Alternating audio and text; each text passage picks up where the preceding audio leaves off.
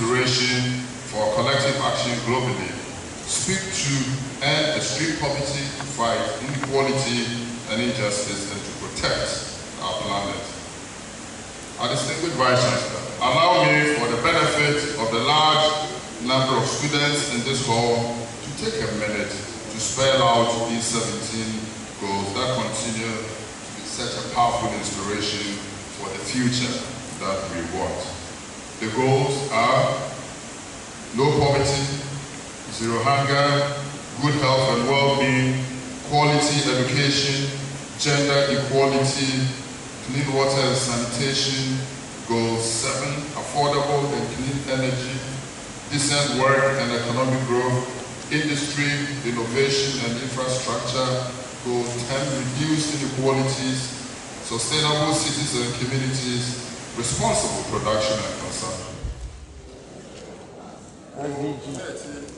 SDGs, sustainable and the life went from just when I was going to say climate change. Goal 13, climate change. Next is life below water. Goal 14, life on land, peace, justice, and strong institutions.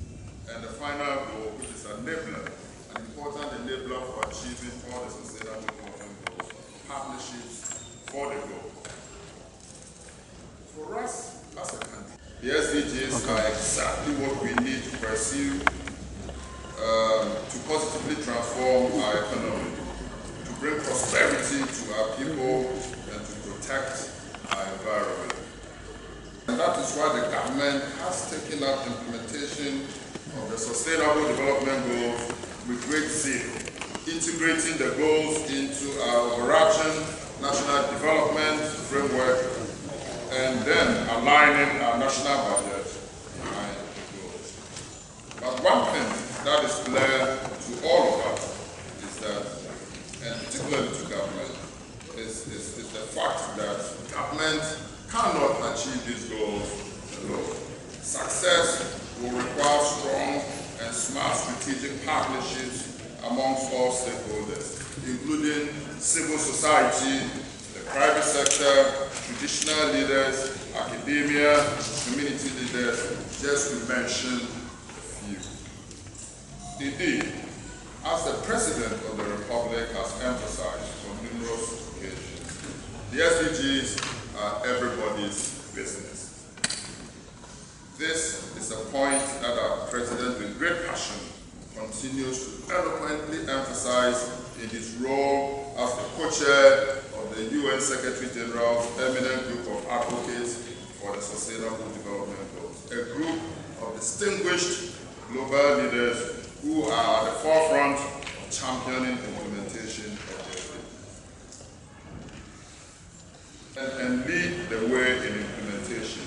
As a country, we must be a shining example in the implementation of the SDGs. We must use the SDGs to open up opportunities for all our citizens and to do so in ways that leave no one behind. We must do so to ensure, as we say in the lovely Ever language, Mega Black, and Adike de